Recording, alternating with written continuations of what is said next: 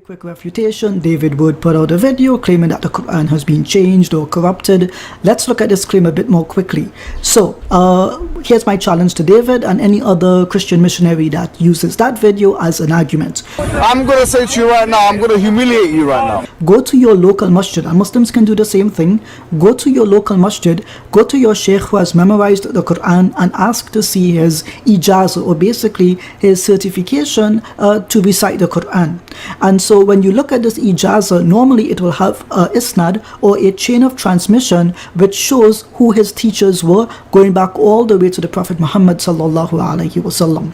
And so when you look at this ijazah, try to find an unknown manuscript by an unknown author and see if it's mentioned there. You're not going to find that. Therefore, it does not affect the transmission of the Quran. On the other hand, let's assume that I am wrong. You go to the King Fahd complex where they print copies of the Quran. You knock on the door and you ask them, hey, this unknown manuscript by an unknown scribe, do you use that manuscript in your printing of the Quran? They'll tell you, no, we don't. Therefore, that's 2 quick refutations, less than 10 seconds. There's a couple of errors with Ijaz's first statement. Notice he's committing a non sequitur because it doesn't follow that having a manuscript from a known author equates to an accurate transmission of that manuscript. And it doesn't follow that something that is anonymous must therefore be inaccurate. He's also committing the fallacy of equivocation in regard to his use of transmission because the transmission used of the Quran and of the Bible are not the same. Hence the fallacy in his argumentation. So that's refuted in 9 seconds. The only people who this might matter to are people who fundamentally do not understand what the Quran is and how it is transmitted. When Muslims say that the Quran has been preserved letter for letter, dot for dot, what we mean by that is that we see the mistakes as mistakes and we leave them. We don't take the mistakes and then put them into our tradition and then change the Quran as a result of these mistakes. Praise God that Ijaz humbly acknowledges that the Quran has mistakes. Alhamdulillah. So however, what this idiot Christian is trying to say that the Quran contains mistakes, he didn't get the point what Brother Ijaz was mentioning. Brother Ijaz was mentioning that there are manuscripts of the Quran which come from unknown authors and contain copyist mistakes and contain, for example, missing words there, or contain holes that don't represent the full Quran. However, if you look at the other of the earliest manuscripts, they have exactly word for word and full copies that agree with other early manuscripts and the same verses and the same etc, etc. And as we Muslims, what Brother Ijaz was mentioning, that we don't take from unknown authors of a manuscript.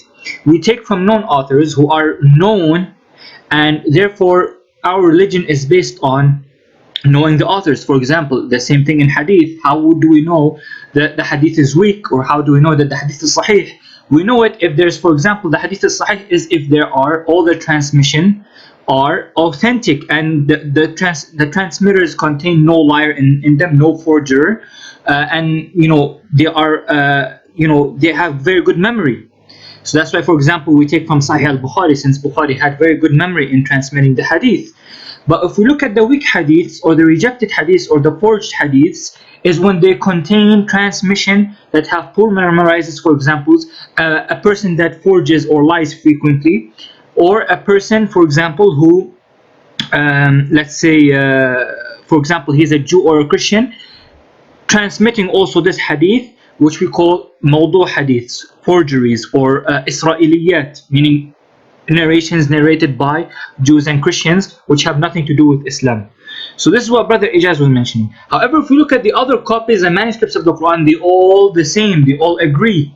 If, for example, there's something missing here, we are able to know where what's the missing word there through other manuscripts, and also through oral transmission of the Quran.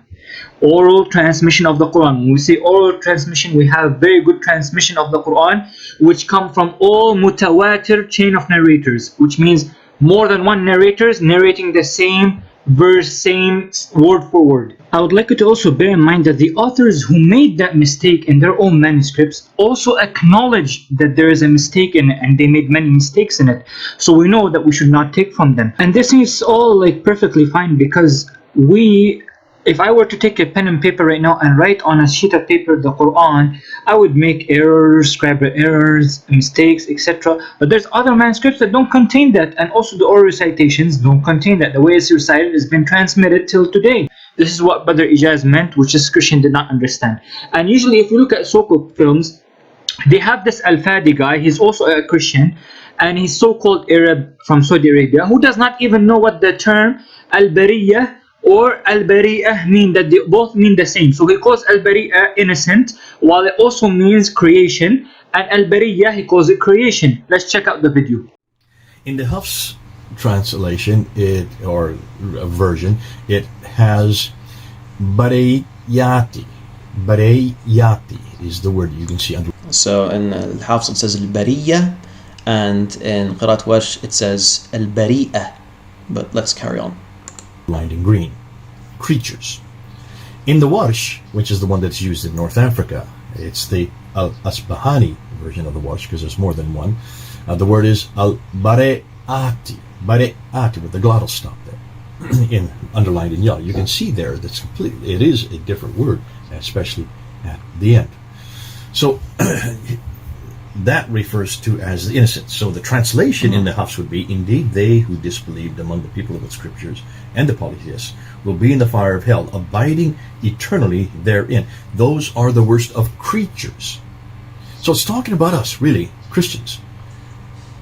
In the Warsh, which is popular in North Africa, the translation would say, indeed they who disbelieved among the people of the scriptures, that's us, and the polytheists, those are the heathens, will be in the fire of hell, abiding eternally therein. Those are the worst of the innocent. J. Smith got it extremely wrong, because there's no difference between Al-Bariyah and Al-Bari'ah. For example, let's go to one of the Qur'an. It says in chapter 59 of the Qur'an, verse 24, Huwa Allahu al-Khaliqu al-Bari'u al-Musawwir. He is Allah, the creator, the inventor, right? Huwa Allahu al-Khaliqu al-Bari'. Al-Bari', Al-Khaliqu, which means he creates. Al-Khalq. Al-Khalq are the creation. Comes from the word Al-Khaliq. Al-Khaliq is the creator. Al-Bari'u is Allah subhanahu wa ta'ala. Now his creation would be called Al-Bari'ah or Al-Bari, which means Al-Bariyah, right? If we go even to the Qamus Al-Arabi, if you go to Al-Ma'ani, it shows here Al-Bari'ah, right? It means Al-Khalq.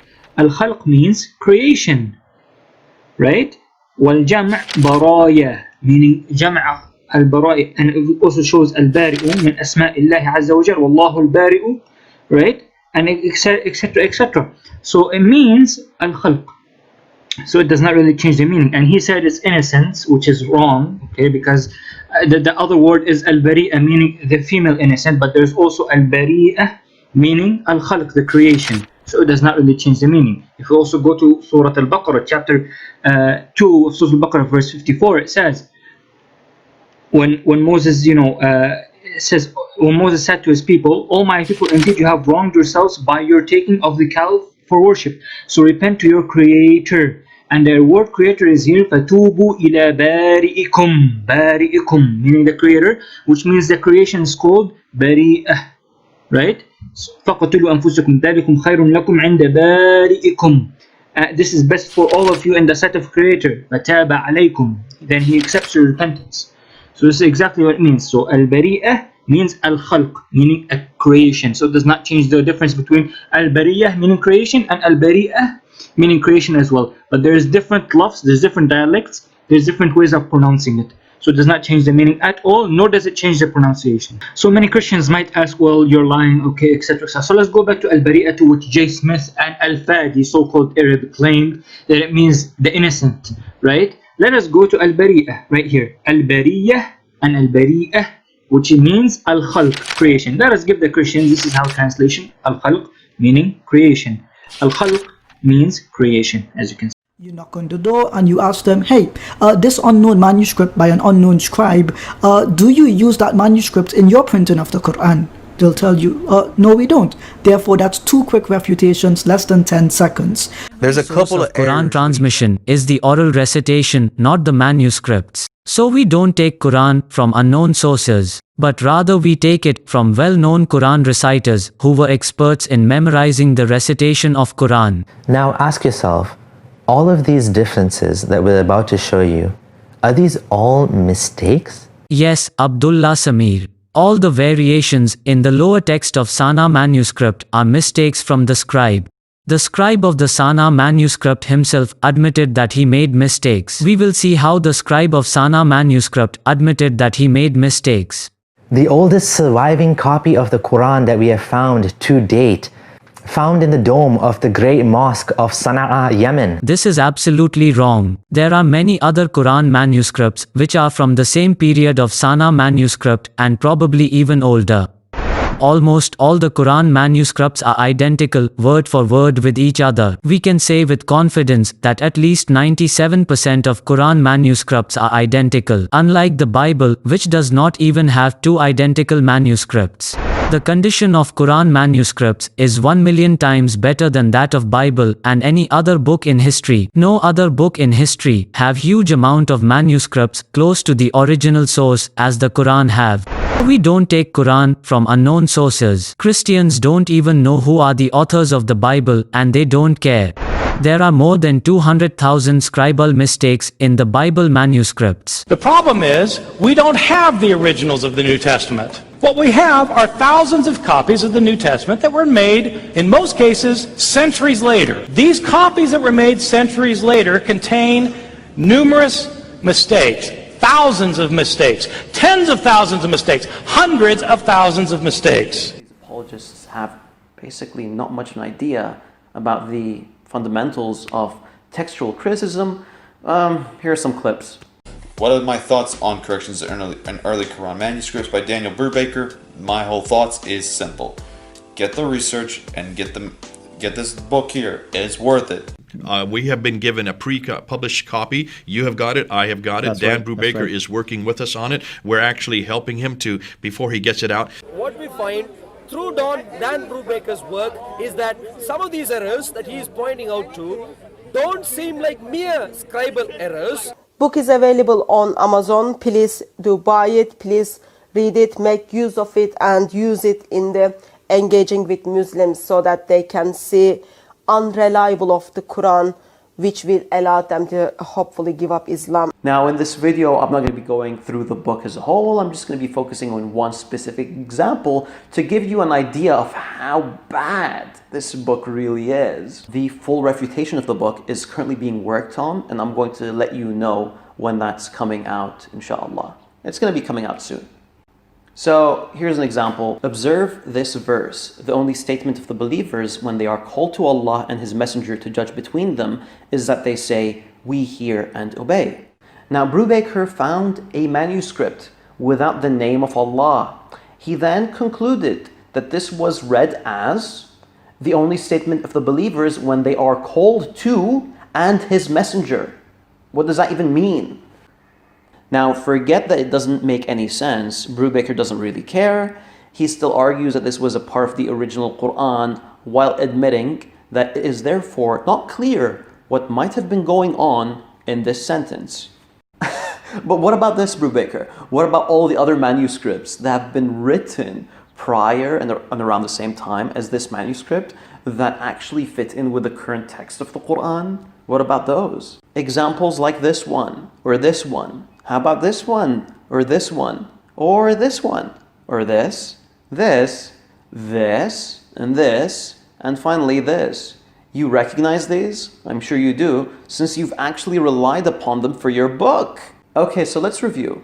Brubaker basically ignores that the verse makes absolutely no sense, that it's grammatically inaccurate, and ignores all the other manuscripts that actually match the Qur'an that we have today, and yet will not concede that this is a simple scribal error. Okay, so if you're going to believe this, I can't really help you.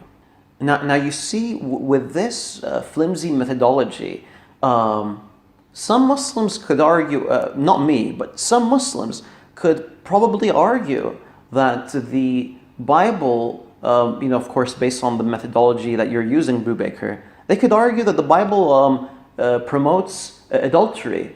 In the year 1631, the royal printers in London printed the Bible with the following words: "Thou shalt commit adultery." Now, I know what you're going to say. You're going to say that this doesn't really make any sense, that this goes against the other manuscripts that obviously don't say this. The word "not" is supposed to be there, but since when did you care about what other manuscripts say? Now, also keep in mind that this example is a lot clearer than Brubaker's example, because the text actually makes sense. I mean, the grammar is still fine, the meanings are intact, plus there's a moral motivation to tamper with the text in order to support chastity, of course. Chastity, of course, being a trait that is despised by early Christians and Jews. This guy doesn't know that Quran was memorized by thousands of people from time of Prophet Muhammad, and was transmitted orally from Prophet Muhammad himself by multitude of well-known and famous Quran reciters who were leaders in the field of Quran recitation and memorization, like Hafs, Asim and Nafi, for example, who spent most of their lives memorizing Quran and transmitting it to their students. He is speaking as if Quran was a hidden unknown book in a cave which was recently discovered.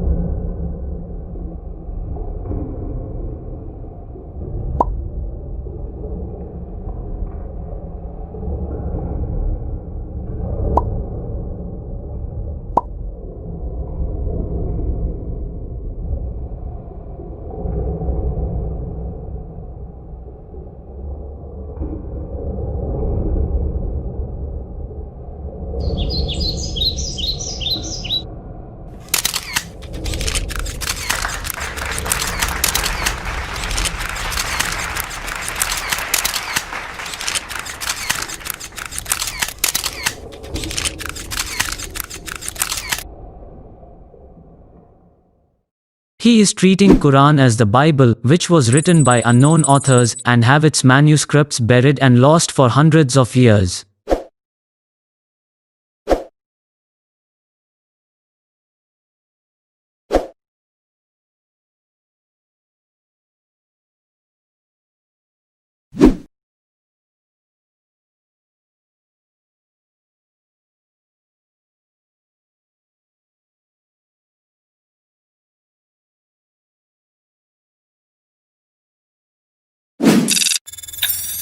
I believe that this surviving text that was erased that we were able to get a hold of is actually an older copy of the Quran before Uthman was able to standardize it. He is saying that Uthman standardized Quran, but there is nothing as standardization of Quran. This is a lie made up by ignorant Christian missionaries, and Abdullah Samir is blindly copying them. What Uthman did is that he copied the original manuscripts which were already there, and he required at least 2 witnesses from those who memorized Quran for every Quran verse before copying it. And keep in mind that Uthman was the close companion of Prophet Muhammad. The sanaa manuscripts are considered non-Uthmanic. That means they differ from the Uthmani Quran that we have today. It is only the lower text of sanaa manuscript which is considered as non-Uthmanic, while the upper text is identical to the Quran. The scholars Sadeghi and Godazi said the upper text is from the standard textual tradition, which means that upper text of sanaa manuscript is identical to the Quran. And we will see why the lower text contains minor differences. That means they differ from the Uthmani Quran that we have today. In terms of the surah order, there's actual words and phrases which are different. There are differences in the lower text of sanaa manuscript for sure. But most of these differences are so minor and don't affect the meaning at all when compared to the original text. And here is Gert Pung, who studied the manuscript in an anti-Islam Christian missionary channel. He is admitting that the differences are few and not effective at all. طيب الذي اكتشفناه في الخط الأول من القرآن يعني التحتاني أنه تبديل مش كثير يعني فيها لكن موجود يعني ما في شك يعني مش هو لكن الواضح أنه لا يزال القرآن يعني هو قرآن في مجمله Now let's see examples of those differences and how they are not effective and don't change the meaning at all. This is the sanaa lower text, and this is the Quran text. Both of these words are different, but both of them have the same exact meaning, which is He sent. We know that this word is the correct one because we got it from Prophet Muhammad, his companions and their students from authentic chain of narrators. While we don't know who wrote this word means then they dismissed. While this means so they dismissed. We know that this word is the correct one because we got it from Prophet Muhammad, his companions and their students from authentic chain of narrators. While we have no idea who wrote this one means a messenger from among yourselves. While this one means messenger from among you. Both of these words are different but both have the same meaning, which is what they do. Both of these words are different but both have the same meaning, which is you have came with. This word means does anyone see you? While this one means does anyone see us? We know that this word is the correct one because we got it from Prophet Muhammad, his companions and their students from authentic chain of narrators. While we have no idea who wrote this, and if Abdullah Samir have a bit of knowledge, he would know that we Muslims don't accept any information regarding our religion from unknown people. Unlike Christians who blindly accept the Bible and its manuscripts without even knowing who wrote it. Our religion is based on a method called isnad, which means chain of transmission. He is claiming that he was preaching Islam for 15 years, yet he doesn't know this simple fact. Now ask yourself, all of these differences that we're about to show you, are these all mistakes? Yes, Abdullah Samir. All the variations in the lower text of sanaa manuscript are mistakes from the scribe. The scribe of the sanaa manuscript himself admitted that he made mistakes. We will see how the scribe of sanaa manuscript admitted that he made mistakes. I believe that this surviving text that was erased that we were able to get a hold of is actually an older copy of the Quran before Uthman was able to standardize it. So Abdullah Samir's main argument is that sanaa manuscript is the oldest one, and that the differences in the lower text of sanaa manuscript are not mistakes from the scribe, but rather it was an earlier so-called version of Quran as he claims. Now watch the entire argument of Abdullah Samir being crushed and destroyed with solid evidences. There are three main points which I will use to refute his argument. What is the primary source of Quran transmission? Is the sanaa manuscript a reliable source to use against Quran? Is sanaa manuscript the oldest manuscript of Quran? And finally, I will make the conclusion. The second and third points will totally destroy Abdullah Samir's argument. What is the primary source of Quran transmission? Many think that Quran is just a written text like the Bible and all other books. But that is not the case at all. Quran doesn't depend on pen and paper. First of all, Quran itself means recitation. The way of reciting Quran is known as tartil. For example, listen to the voice of this Quran reciter.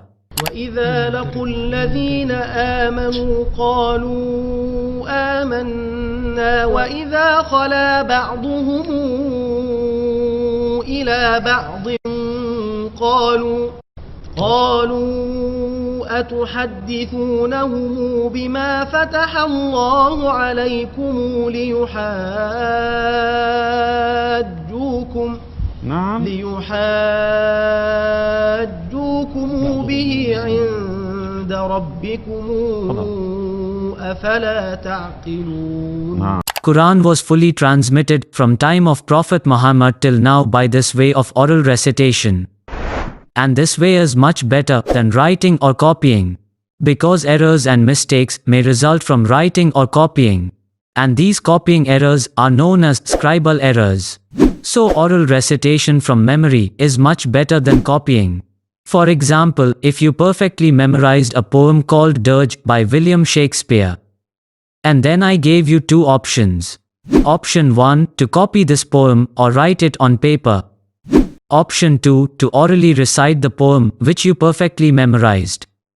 The probability of you doing mistakes while orally reciting the poem is much lower than the probability of mistakes you will do while copying or writing it, because the movements of your eyes and hand will not always be perfect, and this causes scribal errors. In an article by University of Alberta, they provided list of scribal errors and their reasons. That is why Uthman required at least 2 witnesses for every Quran verse before copying it. Also, you can make typing errors while writing a Facebook or YouTube comment. That is why we always double check and edit our comments before posting them. So the primary source of Quran transmission is the oral recitation, not the manuscripts.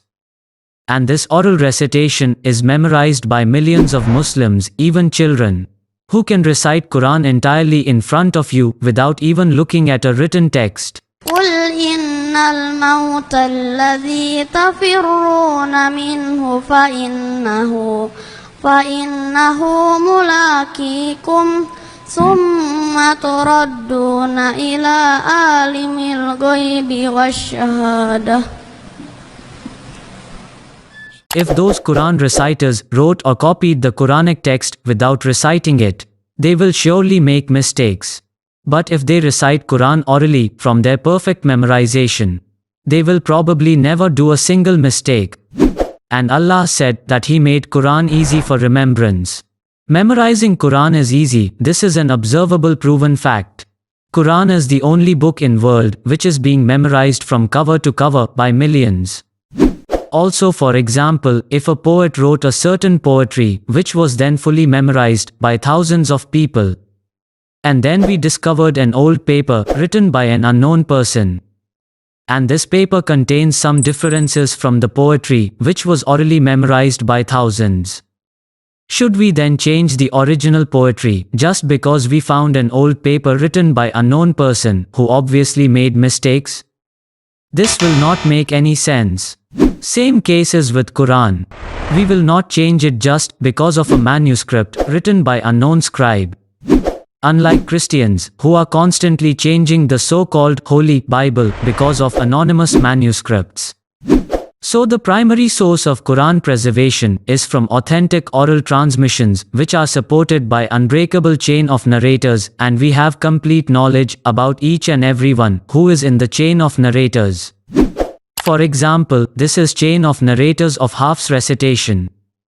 So we don't take Quran from unknown sources, but rather we take it from well-known Quran reciters who were experts in memorizing the recitation of Quran.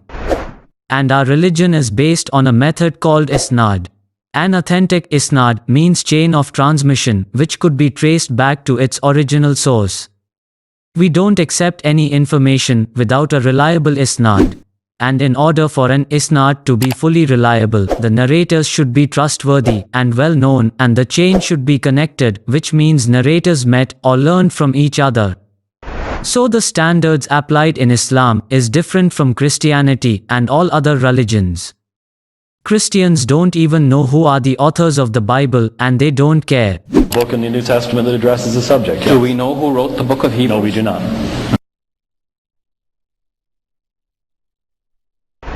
Unlike all other religions, Islam is the only religion which requires authenticity of the source of information before accepting it. If, for example, the Sanaa manuscript was presented to a great Muslim scholar like Al-Bukhari, first thing he will ask is who wrote it, and when did he write it, and who was his teacher? That's why the early Muslim scholar Muhammad bin Sirin said, "Indeed this knowledge is faith, so carefully consider from whom you take your faith. All other religions don't apply these standards. Followers of other religions don't even know from whom they got their sources and how.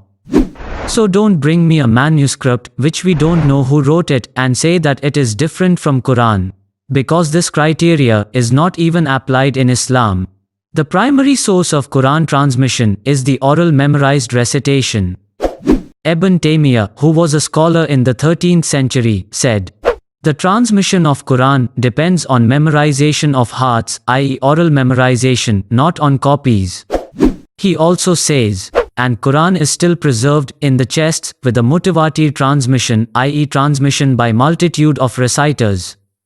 Even if someone intended to change something in the copies of Qur'an and then presented it to Muslim children, they will know that he changed the copy of Qur'an due to their memorization of Qur'an."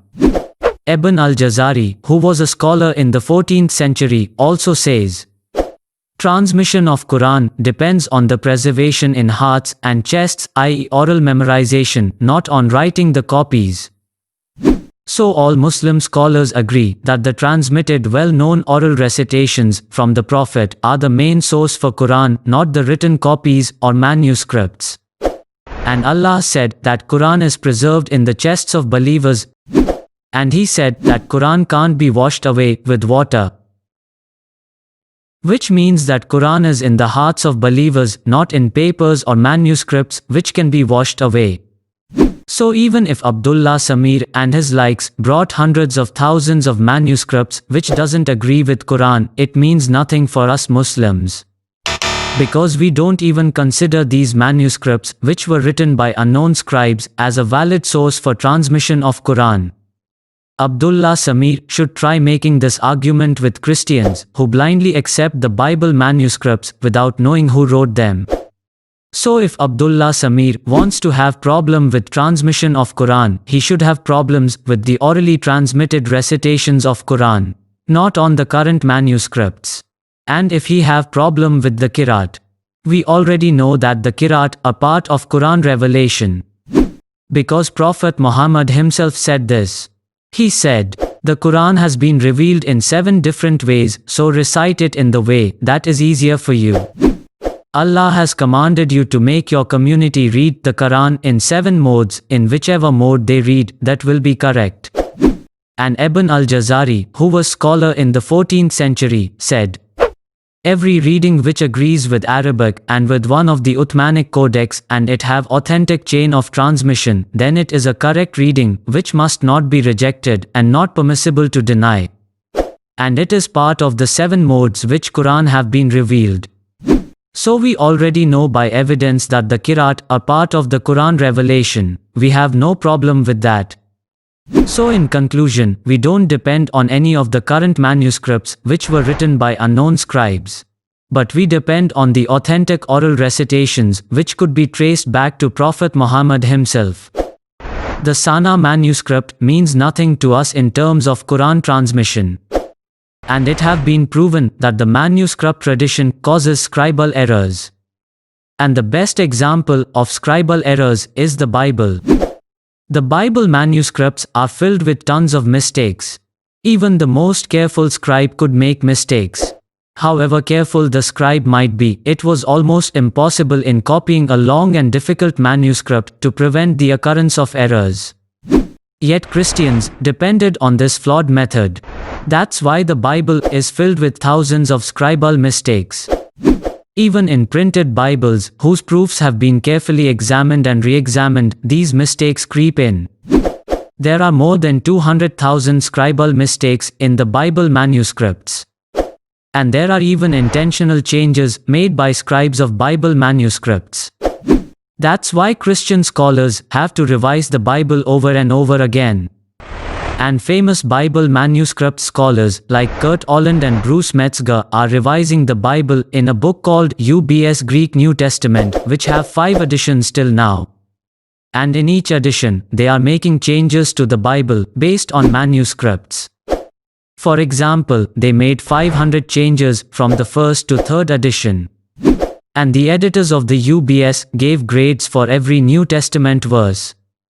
These grades are based on how certain they are that the verse resembles the original text. 8.7% of the New Testament got grade A. 32.3% got B, 48.6% got C, 10.4% got D. So according to manuscript scholars of the Bible, about 50% of the New Testament is doubtful. That is because Christians have depended on a flawed method while transmitting the biblical text, while we Muslims had the best transmission method in history. So we should expect more and more Bible versions to come soon. Now coming to the second point. Is Sanaa manuscript a reliable source to criticize Quran with? Abdullah Samir's main argument is that the lower text of Sanaa manuscript was a perfect copy of Quran, which means that the scribe was perfectly and carefully copying the Quran according to him. He claims that the scribe of Sanaa manuscript didn't make mistakes while copying Quran. Now ask yourself, all of these differences that we're about to show you, are these all mistakes? And he claims that the Sanaa manuscript was an older version of Quran which was later changed. I believe that this surviving text that was erased that we were able to get a hold of is actually an older copy of the Quran before Uthman was able to standardize it. However, Abdullah Samir didn't provide a single shred of evidence for his baseless claims. Now I will prove with solid evidences that the scribe of Sanaa manuscript did make mistakes while writing the manuscript. And thus Abdullah Samir's argument will be destroyed. We will see how the scribe of Sanaa manuscript himself admitted that he made mistakes while writing the manuscript. His mistakes can be explained. We can give reasons for his mistakes. In 2012, two scholars named Sadeghi and Godazi published a study regarding the lower text of Sanaa manuscript. In this study, they published the lower text of Sanaa manuscript. And they showed how the scribe was confused and made many mistakes which are not part of the Quran. Let's see some examples of these mistakes.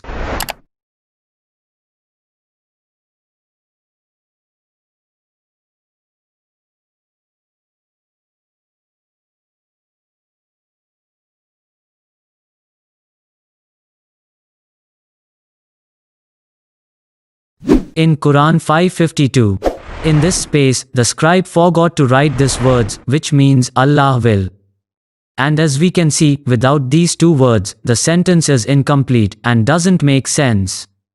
So here the scribe proved that he have bad memory and was being careless. And in this case, the scribe have initially forgotten a word. And then he added it after noticing that he forgot. The word which he initially forgot is Rahim, which means merciful. And the evidence is that he wrote part of the word Rahim without the first letter of the word, which is R. But he attached part of the word to the R letter of the previous word.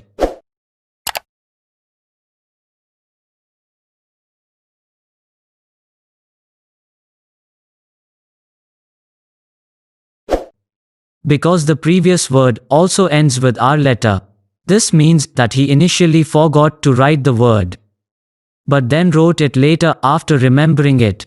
For example, if in my mind I want to write never return, but I wrote never and forgot to write return.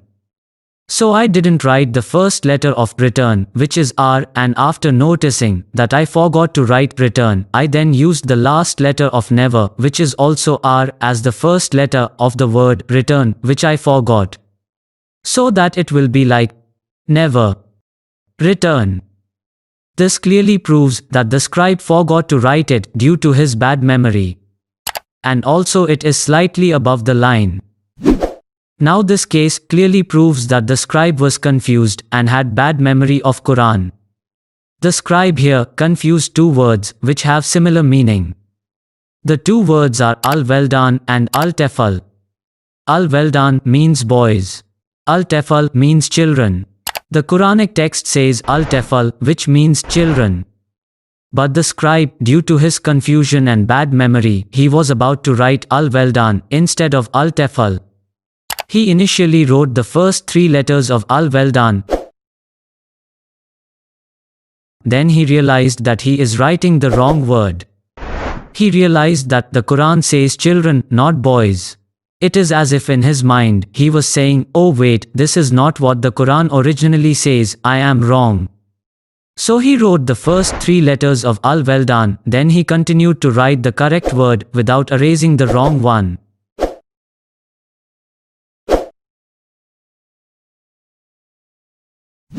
To better explain this scenario, let me give an example in English. Suppose you want to write this sentence. The boys have grown up. But while writing, your mind was confused and you was about to write children instead of boys. So you wrote the first 4 letters of children, then stopped. Because you realized that this is not the word which you want to write. So instead of erasing the first 4 letters of the wrong word, which is children, you kept it as it is and continued to write the correct word in your mind, which is boys. This clearly shows the confusion and bad memory of the scribe. And this explains the rest of differences in the lower text as being confusing and conflation of similar words. Now let's see how the scribe made many mistakes in same page. In this case, the scribe made a correction to a word he initially wrote. However, the correction he made is a grammatical error. The scribe initially wrote the word jahada, which means he strove. But later on, the scribe added 2 letters in Arabic in the small available space. The 2 letters he added have changed the word jahada to jahadu. The new word jahadu means they strove. This correction is wrong, however, as the plural jahadu does not agree with the singular pronoun man preceding it. Which means he added a plural verb to a singular pronoun, which is wrong. Perhaps the scribe conflated this word with the next verse's jahadu, which should be in plural. So here the scribe thought that he made a mistake, then he made a correction.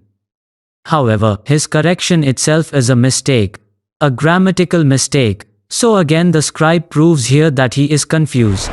In this case, the scribe wrote 2 words, which are inda Allahi, which means in the sight of Allah. But then he erased it and wrote the next word, which is wa ola eka in its place. Which means, and it is those.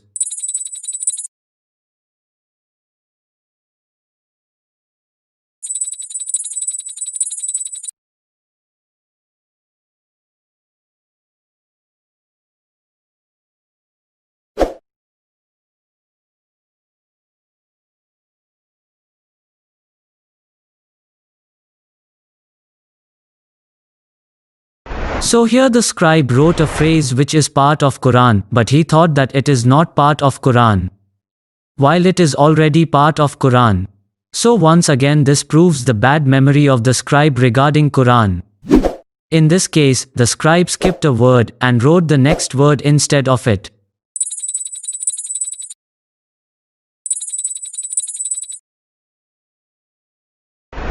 Then he realized that he skipped a word. So he erased the current word, which is ashiratukum, which means your relatives, and wrote the word which he skipped, which is azwajukum, which means your wives. In other words, the scribe may have caught himself in the course of an inadvertent omission. If, for example, you want to write this sentence, but while writing, you skipped this word and wrote the next word instead of it. Then you realized that you skipped a word. So you erased the current word and then wrote the word which you skipped. In this case, the scribe confused 2 similar words again. The scribe initially wrote walad here, which means boy. Then he realized that he wrote the wrong word.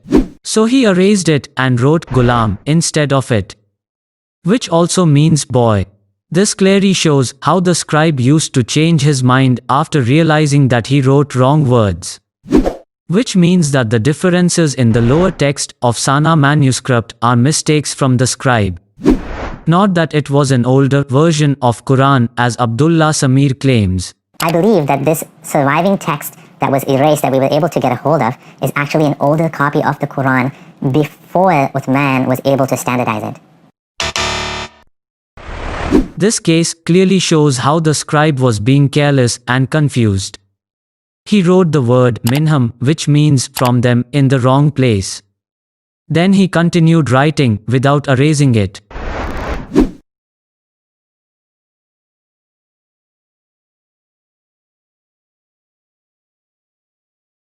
The presence of the word minhum, i.e. from them, doesn't make sense.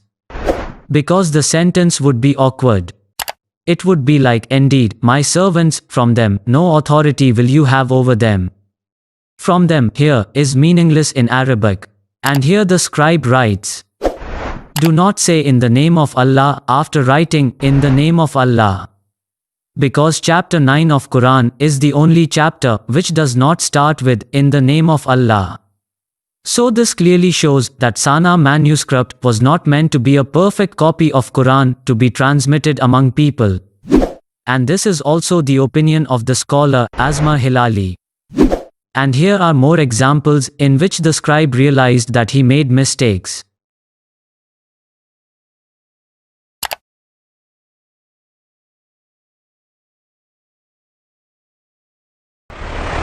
So the scribe here is clearly admitting that he made mistakes which are not part of Qur'an. On the other hand, Abdullah Samir wants to convince us that these mistakes are rather an older version of Qur'an. And that the lower text of sanaa manuscript was a perfect copy of Qur'an. Now ask yourself, all of these differences that we're about to show you, are these all mistakes? I believe that this surviving text that was erased that we were able to get a hold of is actually an older copy of the Qur'an before Uthman was able to standardize it.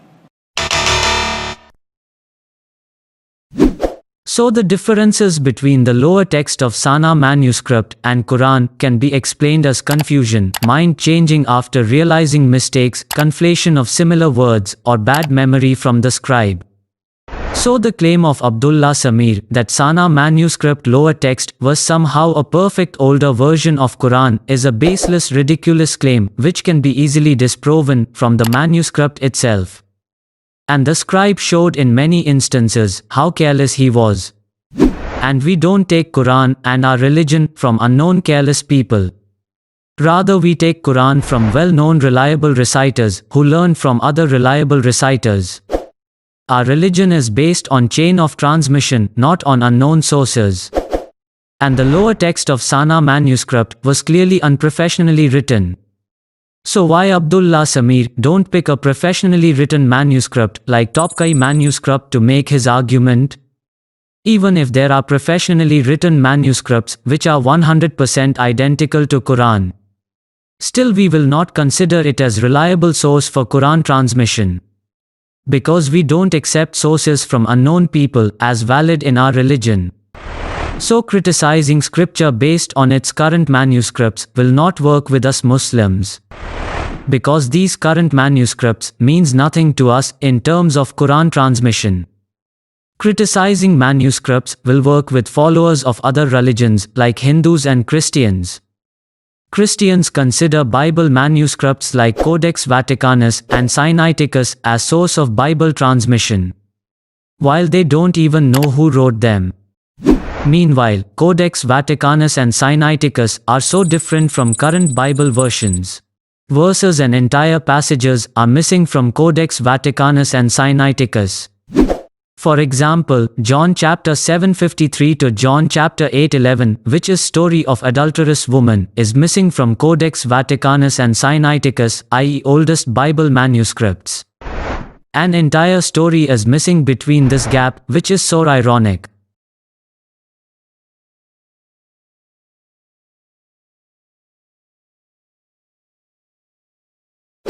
Also in Codex Vaticanus, we can find a footnote which says, "Fool and knave, can't you leave the old reading alone and not alter it?"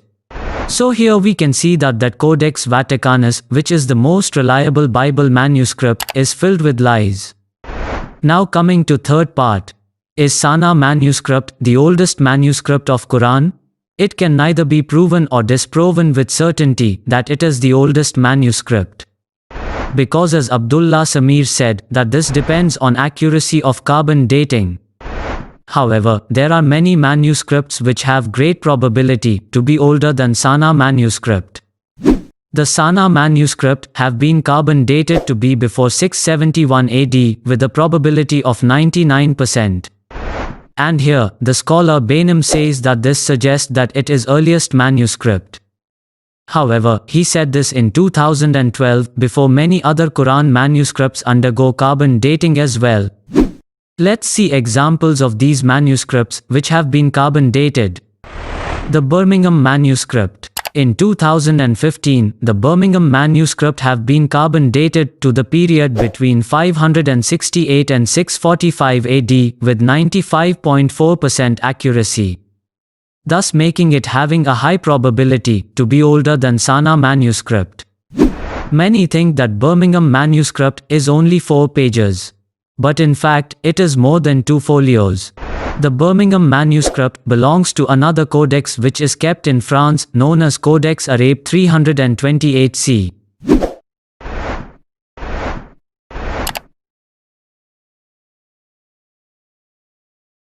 And the Birmingham manuscript which belongs to Codex Arabe 328c makes about 8.3% of Quranic text. And it is almost 100% identical to Quran. The parts of the Quran that are contained in those fragments are very similar indeed to the Quran as we have it today.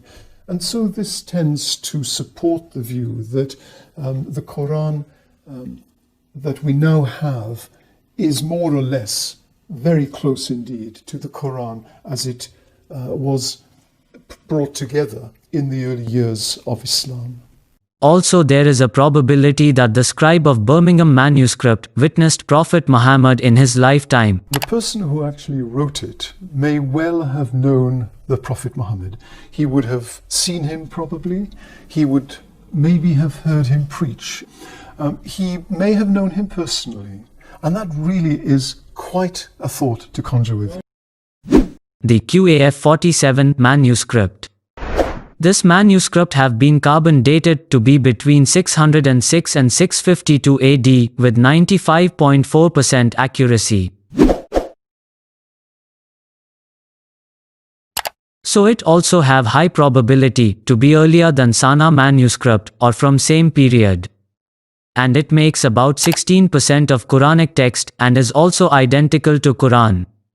Also keep in mind that Prophet Muhammad received revelation in 610 AD and died in 632 AD, i.e. in the 7th century. So these manuscripts are extremely close to the lifetime of Prophet Muhammad.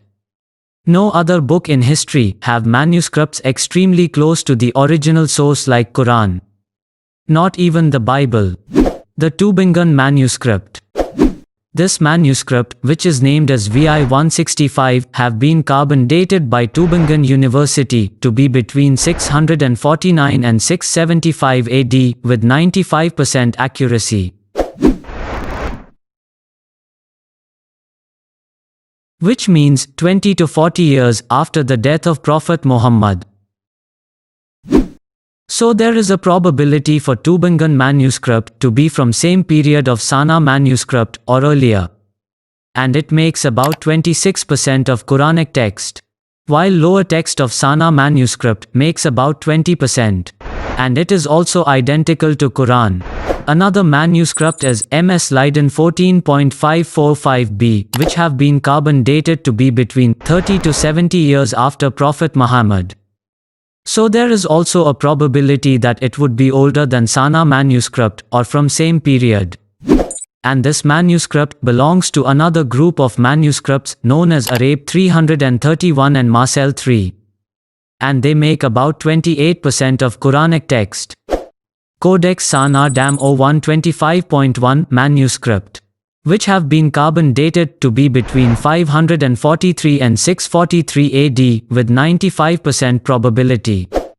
So there is also high probability that it is older than Sanaa manuscript, which have been carbon dated to be before 671 AD. Codex Sanaa Dam 0129.1 manuscript. It have been carbon dated to be between 633 and 665 AD. It also have probability to be older than Sanaa manuscript. And it contains 22% of Quranic text.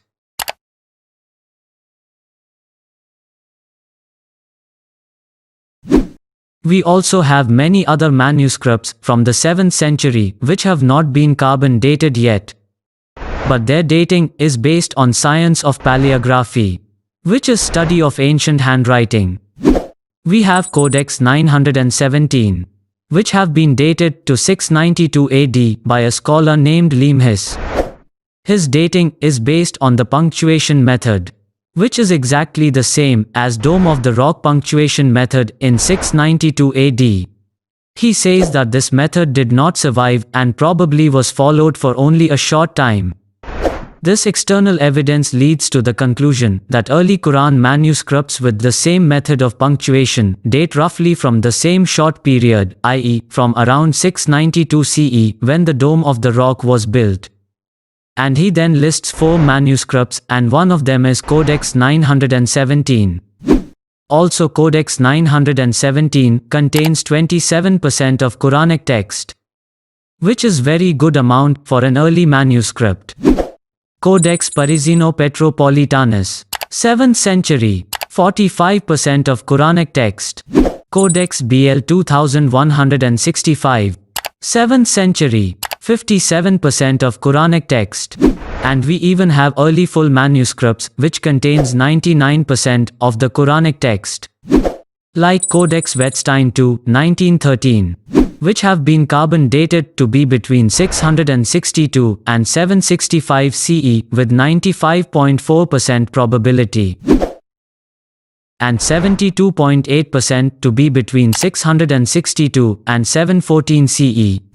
So there is also a probability that it would be from same period of Sanaa manuscript. And it contains 85% of Quranic text. And it's written in Hijazi script, which somehow proves that it was written in the 7th century. Because Hijazi script is the oldest Arabic script and was used widely in the 7th century. Also, we have the Topkapi manuscript, which makes about 99% of the Quranic text. It have been dated to late 7th century and early 8th century. An average of 70 years after the death of Prophet Mohammed. And it is 100% identical to Quran. However, some ignorants who don't know what they are talking about are claiming that Topkapi manuscript contains more than 2000 differences from Quran. We need to talk about the variants. The Topkapi has an enormous amount of variants, not just a few, not just 100, 2,270 variants. Altıkılıç says, but he doesn't say what they are, nor does he say where they are. He doesn't provide the list. He doesn't provide the list, which is the claim tragic. is like it's a dash. So they are claiming that Dr. Tyre did not provide list of differences. But actually this is a big lie. Dr. Tyre have provided list of the differences in every page of the manuscript in footnotes. And anyone can check them. These guys do not even know what they are talking about. However, these differences are no more than very simple, repetitive spelling differences. It's like someone who write the name Johnny with I instead of Y. But we can still read and pronounce it as Johnny. Furthermore, Dr. Tyre Altıkılıç, who studied Topkapi manuscript, say that this manuscript is 100% identical to Quran. He says, in other words, the copies of Quran being read today are identical to this Mushaf, i.e. Topkapi manuscript, which have been written around 13 centuries ago. And you can even check how identical the Topkapi manuscript is with the Quran by yourself. I will leave a link in description to download the published edition of Topkapi manuscript. This is the transliteration of the manuscript. And these are the variations given in red footnotes. Almost all of these variations in red footnotes are no more than different spelling methods. Other than that, the Topkapi manuscript is almost 100% identical with Quran. We also have the Husayni manuscript, which have been dated to late 7th century and early 8th century. An average of 70 years after the death of Prophet Muhammad. and it contains 99% of Quranic text. It is a complete manuscript of Quran as the top copy manuscript. And it is identical to Quran as well. Also there is the Sanaa manuscript attributed to Ali bin Abi Talib, which have been dated to late 7th century and early 8th century, an average of 70 years after the death of Prophet Mohammed. And it contains 86% of Quranic text. There is also Quran of Uthman manuscript, which have been dated to late 7th century by the scholar Salahuddin al-Munajid. He says, and I suggest that it belongs to the late 1st century AH, i.e. late 7th century, and it is the oldest copy I have seen. And it contains 99% of Quranic text. And more interestingly is that at the end of this manuscript, it is written, Uthman bin Affan wrote it in the year 30 Hijri. This implies that it was either directly or indirectly copied from Uthmanic manuscript. To see more Quranic manuscripts, Islamic Awareness website have a list of early Quran manuscripts which is very helpful. In conclusion, Sanaa manuscript cannot be proven that it is the oldest Quran manuscript, as Abdullah Samir said. We have many other manuscripts which have high probability to be older than Sanaa manuscript. The notion that Sanaa manuscript is the oldest was because not so much Quran manuscripts have been carbon dated yet. But now, since many Quran manuscripts have been carbon dated, this claim of Sanaa manuscript being oldest can be easily refuted. And we have loads of very early Quran manuscripts from the 7th century which are very close to the lifetime of Prophet Muhammad. And they are huge in amount. Christians keep bragging that they have the most well-attested book from antiquity. They keep bragging that they have more than 5,000 Greek manuscripts. However, 94% of these Greek manuscripts are from the 9th century and later. And they are so different from each other. The problem is not the number of manuscripts or the fact that we have more than for any other author of antiquity. The problem is the ages of these manuscripts. How many manuscripts of the New Testament do we have from the first Christian century? None. From the decades after the books were written, how many do we have? The years afterwards, the decade, none. Zero. How many do we have from the early 2nd century? Say, manuscripts that clearly date up to around the year 150. We have one scrap. This is it. This may look big because it's a big screen. This is the actual size. It's the size of a credit card. It's written on both front and back. It's from John chapter 18. It has several verses on it. You can see this little scrap has parts of 7 lines on it. It's a very important manuscript because it's the earliest one we have. It's the early 2nd century, and it is the only manuscript we have from the early 2nd century. That's it. How many complete manuscripts do we have from the 2nd and 3rd centuries? We're not just talking about decades now after these things were originally written and copied and mistakes made and mistakes replicated and then more mistakes made and more replicated. We're not talking about years or decades. We're talking about centuries. How many complete manuscripts do we have from the 2nd and 3rd centuries? None. Zero. Well, if we have 5,500 manuscripts, where are they from? When are they from? Well, 94% of our surviving manuscripts come from the 9th century and later. 94% come from the 9th century, which is great if you want to know what the Bible looked like when Christians were reading it in the year 890. But if you want to know how they were reading it in the year 70, you've got a problem, because you don't have manuscripts from that period. If you wanted to make a stack of the Bibles that are available to scholars today in manuscript form, the stack would go up to the ceiling. If you want to make a stack of the manuscripts that were made within, say, 60 or 80 years of the production of these books, you wouldn't be able to see the stack if we put it on the stage, because there's hardly anything. If you don't trust me for saying that Quranic manuscripts are identical to Quran, Then you can check how identical they are to Quran by yourself. A German institute is doing a project called Corpus Coranicum, which aims for studying all Quran manuscripts and carbon dating them. They have the contents of almost all of early Quran manuscripts. You can check and verify everything by yourself. Firstly, open the website's link in description. Then change the language to English. Go to Manuscripts. Then this page will show you list of manuscripts according to their location. For example, if you want to see list of manuscripts in Paris, click Choose a manuscript from here.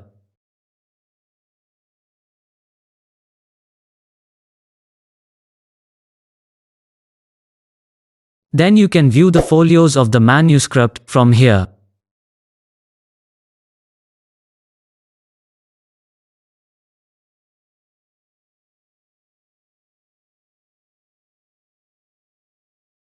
And you can check the transliteration of the manuscript from here and compare it with Quran in case if you find it hard to read the manuscript.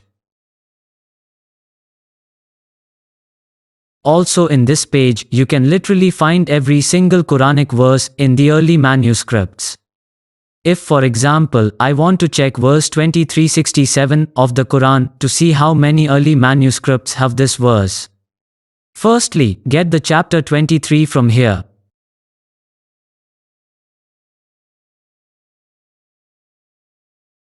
Then get the verse number from here.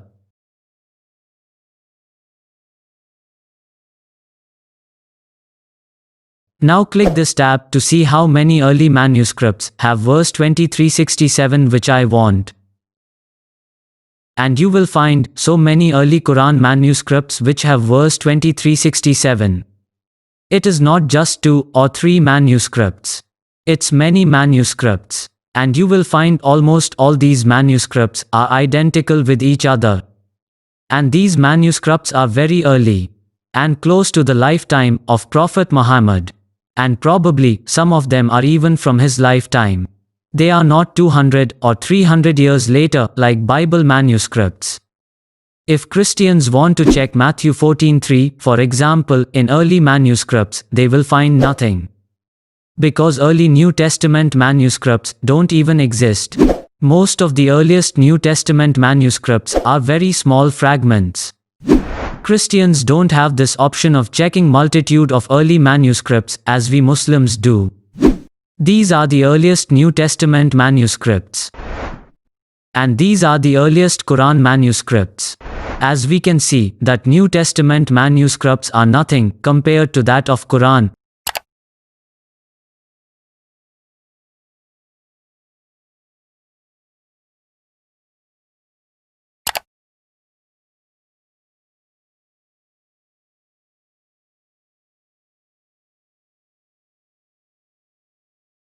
Now let's see how my brother Abu Musa used the site of Corpus Coranicum to refute a Christian who claimed that there is manuscript variant.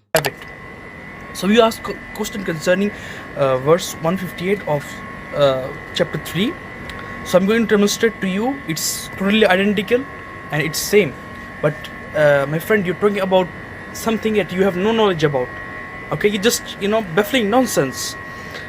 So this is the phrase, right? This is the phrase. وَلَئِن مُتُّمْ أَوْ قُتِلْتُمْ لَا إِلَى اللَّهِ تُحْشَرُونَ. Okay, this is the verse. So do you know, my friend, where this located? The verse is located here, over here. As you can see with the microscope. وَلَئِن. As you can see, وَلَا nun. وَلَئِن مُتُّمْ. As you can see, mim, ta, mim. Aw, alif, waw, qaf, ta, la, ta, mim. Qutiltum. As you can see clearly, okay? So this is the exact same thing, exactly same and identical to the Quran we read today. Okay? So, wa, alif, waw, qaf, ta, lam, ta, mim. Qutiltum. Then the next word comes. La ilallah. Lam, alif. Then you can see small hamza. Lam, hamza. La ilallah. As you can see, same thing. Same as what we read today. Same exactly, and it's identical to the Quran we read today. Okay, same, no differences. Now let's check one of the Sanaa manuscript verses which Abdullah Samir showed in his video. In the standard text of the Quran today, in Surah 2, verse 196, there's a word, ru'usakum, which is basically your heads. Do not shave your heads until the offering reaches its destination. When you look at the Sanaa manuscript, you see that the word ru'usakum is missing. It's not there. Even though it doesn't change the meaning that much, but there's one word that has gone. So the Arabic word your heads in Quran 2, 196 is absent from Sanaa manuscript.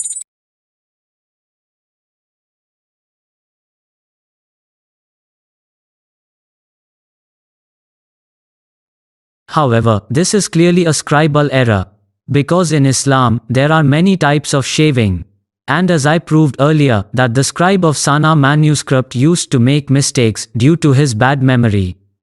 Now let's see that the Arabic word your heads is mentioned in all other manuscripts. Topkapi manuscript, Codex Wettstein, Groa Koran Codex, Arab 337,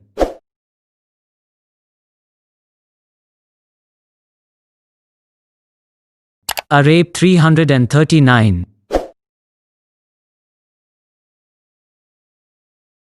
Arab 345. So the word your heads in Arabic is absent from Sanaa manuscript but is present in all the other manuscripts. If Christians tried to apply this method by comparing the Bible manuscripts, they will horribly fail, because not even two Bible manuscripts are identical, unlike Quran manuscripts. Conclusion: the primary source for Quran transmission is the oral recitations which were transmitted from well-known Quran reciters, not any of the currently existing manuscripts. This means that even if we have 1 million Quran manuscripts and all of them are so different from Quran, it means nothing to us Muslims, because we don't even depend on these manuscripts written by unknown scribes as being source for Quran transmission. Unlike Christians, who consider manuscripts written by unknown scribes as source for Bible transmission. So criticizing manuscripts will work with Christianity and other religions, not Islam. The Sanaa manuscript should not be considered as a reliable source to criticize Quran with, because the scribe of Sanaa manuscript himself admitted that he made mistakes, as I showed earlier. So it was not a perfect copy or older version of Quran as Abdullah Samir falsely claimed. The Sanaa manuscript is not the oldest one as Abdullah Samir claimed in the beginning of his video. It was believed for a while that it is the oldest manuscript because not so much Quran manuscripts have been subjected to carbon dating before 2012. But recently, many other Quran manuscripts have been subjected to carbon dating, and they have high probability to be older than Sanaa manuscript or from same period. Almost all the Quran manuscripts are identical word for word with each other. We can say with confidence that at least 97% of Quran manuscripts are identical. Unlike the Bible, which does not even have two identical manuscripts. The condition of Quran manuscripts is 1 million times better than that of Bible and any other book in history. No other book in history have huge amount of manuscripts close to the original source as the Quran have. For example, compare the condition of earliest Quran manuscripts with earliest Bible manuscripts. These earliest Quran manuscripts are so early, their size is big and they are huge in amount. While these earliest Bible manuscripts are late, their size is small and they are very few in amount. We have the best oral tradition. and the best manuscript tradition. No other book in history have huge amount of manuscripts close to the original source as the Quran have. All other books have manuscripts written hundreds and thousands of years after the original source. And this includes the Bible as well. So why Abdullah Samir wants us to ignore all the orally transmitted recitations of Quran which were transmitted by multitude of well-known reciters and want us to believe that only one manuscript which was written by unknown person is right? Why Abdullah Samir wants us to believe that all these Quran manuscripts which are identical to Quran to be wrong? And only the lower text of Sanaa manuscript is the right one? Why Abdullah Samir wants us to believe that lower text of Sanaa manuscript was a perfect copy of Quran, while the scribe of Sanaa manuscript's lower text himself admitted that he made mistakes. Abdullah Samir, your personal opinion does not matter. What matters are the facts and evidences at the end. Learning all of this made me feel sad. I felt sad that I was lied to, that the Quran that I was given, which I thought was the exact word of God from the angel to Muhammad and was given to me, turns out it's not even that. It's not even what Muhammad came up with, but something else. Do we know for sure that the Quran of today is the same one that Muhammad came with? No, we don't. I wonder how the amazing scholar Abdullah Samir is reaching conclusions which no other scholar in history have reached. We can say with confidence that we don't know what the original Bible was like. The problem is, we don't have the originals of the New Testament. What we have are thousands of copies of the New Testament that were made, in most cases, centuries later. We don't have the originals. We have copies made centuries later. These copies that were made centuries later contain numerous mistakes. Thousands of mistakes, tens of thousands of mistakes, hundreds of thousands of mistakes. But to say with confidence that the Quran of today is not the same as the one revealed to Prophet Muhammad will only make you look foolish and ridiculous. But of course, only the ignorants who follow the crowd will clap for you.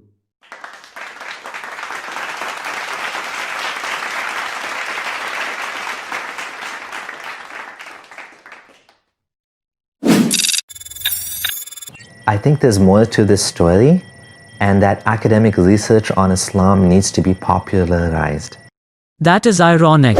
We literally have tons of scholars as early as the 7th century who deeply studied Islam academically.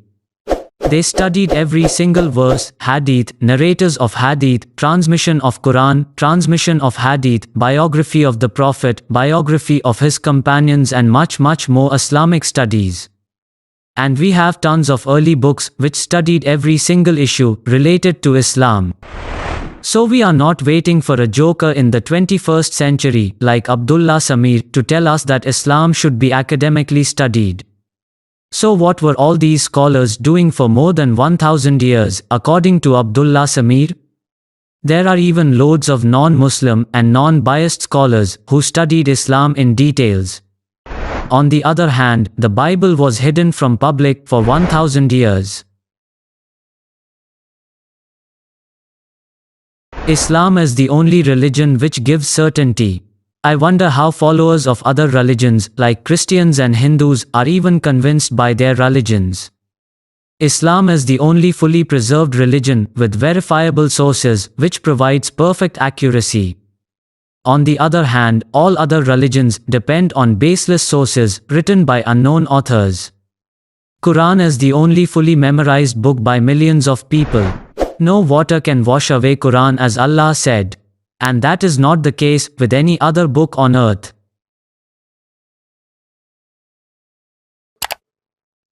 If all the Bibles, if all the Talmuds, if all the Hindu scriptures, all the Buddhist scriptures, if all those books were thrown in the ocean, if all those people of those religions agreed, throw them all in the ocean, and then we Muslims, we threw all the Qur'ans in the ocean also. The Qur'an is the only one that in a matter of a day or two would be brought right back because it has been memorized from cover to cover.